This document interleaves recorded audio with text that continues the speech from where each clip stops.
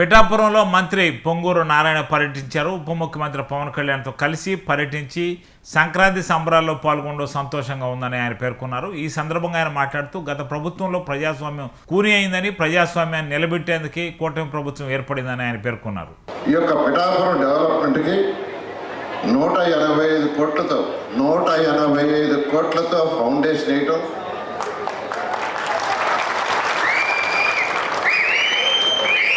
26 కోట్ల ఇనాగరేషన్స్ అంటే పనులు పూర్తి చేసి ఇనాగరేషన్ చేయడం ఈరోజు జరిగింది. అటు రోడ్లు కావచ్చు, డ్రైన్స్ కావచ్చు, టెంపుల్స్ కావచ్చు, అనేక పనులను ఈ విధంగా ఈరోజు వారి యొక్క ఆధ్వర్యంలో అక్కడ నా చేతుల మీద యాక్చువల్గా ఈ యొక్క కార్యక్రమాన్ని ఏర్పాటు చేసిన పవన్ కళ్యాణ్ గారికి మరొకసారి ధన్యవాదాలు తెలియజేస్తూ ప్రతి ఒక్కరికి సంక్రాంతి శుభాకాంక్షలు. మీకు అందరికీ తెలుసు గత ప్రభుత్వం ఎలా పరిపాలన చేసిందో, అరాచక పరిపాలన. గత 5 సంవత్సరాలు ఈ రాష్ట్రంలో ప్రజాస్వామ్యం పోయింది.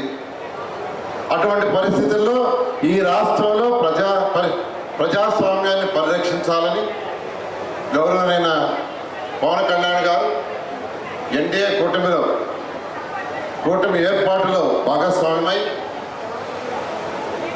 ఈ రాష్ట్రంలో ప్రజాస్వామ్యాన్ని పునరుద్ధరించడం జరిగింది. ప్రతిరోజు ఉదయం ఎవరిని అరెస్ట్ చేస్తారా, ఎవరిని జైల్లో పెడతారా, ఎవరిని పోలీస్ స్టేషన్ తీసుకుపోతారా, అదే ఉంది. ఈరోజు ఎక్కడ లేదు. ఈ రాష్ట్రం అంతా ప్రజలు చాలా ప్రశాంతంగా ఎవరి పనులు చేసుకుంటున్నారు, ఎవరి వ్యాపారాలు చేసుకుంటున్నారు, ఎవరి ఉద్యోగాలు చేసుకుంటున్నారు. అదేవిధంగా ఈరోజు గౌరవనీయ ముఖ్యమంత్రి గారు నారా చంద్రబాబు నాయుడు గారు, అదేవిధంగా గౌరవనీయ డిప్యూటీ సీఎం పవన్ కళ్యాణ్ గారు అటు కేంద్రం యొక్క సహాయంతో ప్రైమ్ మినిస్టర్ గారితో ఎప్పటికప్పుడు సంప్రదించి ఈ రాష్ట్రంలో అటు సంక్షేమాలు, అభివృద్ధి ఈ రెండింటిని సమానంగా చూస్తూ 2 కళ్ళుగా భావిస్తూ ఈరోజు రాష్ట్రాన్ని ముందు తీసుకుపోతున్నారు. ఎలక్షన్స్ ముందు ఎన్డీఏ కూటమి ఏదైతే చెప్పిందో 100కి 100 తప్పకుండా పెన్షన్స్ కావచ్చు, మహిళలకు ఉచిత బస్సు ప్రయాణం కావచ్చు, అదేవిధంగా తల్లికి వందనం కావచ్చు, అదేవిధంగా గ్యాస్ సిలిండర్ కావచ్చు, రైతు సోదరులకు ఇస్తానన్న 20,000 కావచ్చు, తూచా తప్పకుండా చేశారు. ఇదంతా డబ్బులుండి కాదు, డబ్బులు లేవు, ఖజానా ఖాళీ. 10 లక్షల కోట్లు అప్పు చేసి వెళ్ళిపోయింది ఆ ప్రభుత్వం. ఆ అప్పుంతా ఎవరు తీస్తున్నామంటే మనం తీస్తున్నాం, మీరు కట్టే ట్యాక్స్లతోనే తీరుస్తున్నాం. గత ప్రభుత్వానికి ఆర్థిక వ్యవస్థను ఎలా నడిపే తెలియదు. ఒక 20,000 జీతం వస్తుంటే ఒక కుటుంబంలో ఆ ఇంట్లో వైఫ్ అండ్ హస్బెండ్ ప్లాన్ చేసుకుంటారు. వచ్చిన డబ్బుల్లో ఇంటి బాడుగైతే కట్టాల్సింటే ఎంత, పాలవాడికి ఎంత, తిండికి ఎంత, పుస్తకాలకి ఎంత, పిల్లలకి చదువులకి ఎంత, కరెంటు బిల్లు ఎంత అని ముందే ప్లాన్ చేసుకుని ఖర్చు పెడతారు. కానీ గత ప్రభుత్వానికి ఆర్థిక వ్యవస్థ నడపటం రాక చిన్న భిన్నం చేసి వెళ్ళిపోయింది. దానికి చిన్న ఎగ్జాంపుల్స్ 2 చెప్తాను. పవన్ కళ్యాణ్ గారి యొక్క శాఖలో జలజీవన్ అనేది కేంద్ర ప్రభుత్వం జలజీవన్ ప్రోగ్రాం కింద 25,000 కోట్ల రూపాయలు శాంక్షన్ చేసింది. ఈ మంచినీళ్ళు ఇవ్వాలని, ప్రతి ఇంటికి కొడాయి ఇవ్వాలని, స్వచ్ఛమైన వాటర్ ఇవ్వాలని 25,000 కోట్ల రూపాయలు శాంక్షన్ చేస్తే అందులో కేవలం 400 కోట్ల ఖర్చు పెట్టి మీద వదిలేశారు. ఎందుకు వదిలేశారంటే 50% కేంద్రం ఇస్తుంది, 50% రాష్ట్రం ఇస్తుంది.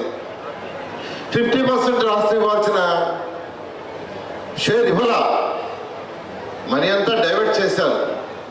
అదే 25,000 కోట్లతో గత ప్రభుత్వం పూర్తి చేస్తుంటే ఈ రాష్ట్రంలో ప్రతి ఒక్క ఇంటికి ట్యాప్ కనెక్షన్ వచ్చిండేది. ఇది ఒక ఉదాహరణ. మళ్ళా ఈ ప్రభుత్వం వచ్చిన తర్వాత పవన్ కళ్యాణ్ గారు కేంద్రాన్ని సంపాదించి ఈరోజు మొత్తాన్ని రివైజ్ చేసి ఎంతో వేగవంతంగా ప్రాజెక్టు ముందుకు తీసుకుపోతున్నారు.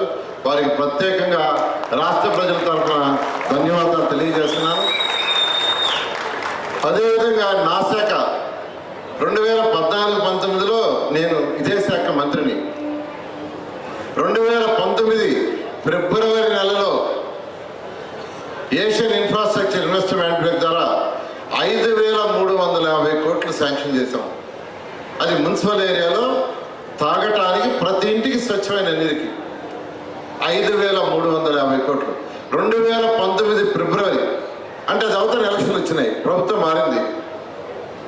కేంద్ర ప్రభుత్వం ఫస్ట్ ఇన్స్టాల్మెంట్ ఇస్తే రాష్ట్ర ప్రభుత్వం మ్యాచింగ్ ఇవ్వక 5,300 కోట్లు పోయింది. మళ్ళా ఈ ప్రభుత్వం వచ్చిన తర్వాత మళ్ళా కేంద్రాన్ని సంప్రదించి ఆ 5,350 కోట్లు తీసుకొచ్చాం, టెండర్లు పిలిచాం, వర్క్ స్టార్ట్ అవుతుంది. ఎందుకు చెప్తున్నానంటే గత ప్రభుత్వానికి పరిపాలన చేయటం రాదు. అదేవిధంగా నా శాఖలో కేంద్ర ప్రభుత్వం అమృత్ 2.0 కింద 8,500 కోట్లు శాంక్షన్ చేసి ఫస్ట్ ఇన్స్టాల్మెంట్ ఇస్తే మ్యాచింగ్ ఇవ్వక అది కూడా పోయింది. స్వచ్ఛ భారత్ కింద 3,000 కోట్లు కేంద్ర ప్రభుత్వం గత ప్రభుత్వం ఇస్తే 250 కోట్లు ఫస్ట్ ఇన్స్టాల్మెంట్ ఇస్తే 150 కోట్లు స్టేట్ గవర్నమెంట్ ఇవ్వాల్సి ఉంటే అది పోయింది. ఇలా గత ప్రభుత్వం ఆర్థిక వ్యవస్థ ఎలా నడుపుతుందో తెలియదు. ఇవన్నీ చిన్న ఉదాహరణలు. మా శాఖలోనే కాదు, అన్ని శాఖల్లో ఇదే పరిస్థితి. అయితే ఈరోజు ఈ యొక్క ఎన్డీఏ ప్రభుత్వం రావటం, అటు గౌరవనీయ ముఖ్యమంత్రి గారు వారికి ఉన్న అపార అనుభూతోను, అదేవిధంగా డిప్యూటీ సీఎం గారు ఎప్పటికప్పుడు కేంద్రంతో సంప్రదించి గత ప్రభుత్వం చేసిన అవకతవకలన్నీ సర్దిద్ది ఈరోజు రాష్ట్రాన్ని ముందుకు తీసుకుపోతున్నారు. ఖచ్చితంగా రాబోయే రోజుల్లో ఏదైతే ఎన్డీఏ గవర్నమెంట్ ఎలక్షన్స్ ముందు మాట ఇచ్చిందో 100% అటు సంక్షేమం చేస్తూ అభివృద్ధి కార్యక్రమాలు కూడా ముందుకు తీసుకుపోతామని నా శాఖకు సంబంధించి మున్సిపల్ శాఖకు సంబంధించి పిఠాపురం కాన్స్టిట్యున్సీలో ఉన్న 2 మున్సిపాలిటీస్కి నా వంతు నేను చేయాల్సిన పూర్తి సహకారాలు చేస్తానని మరొకసారి తెలియజేస్తూ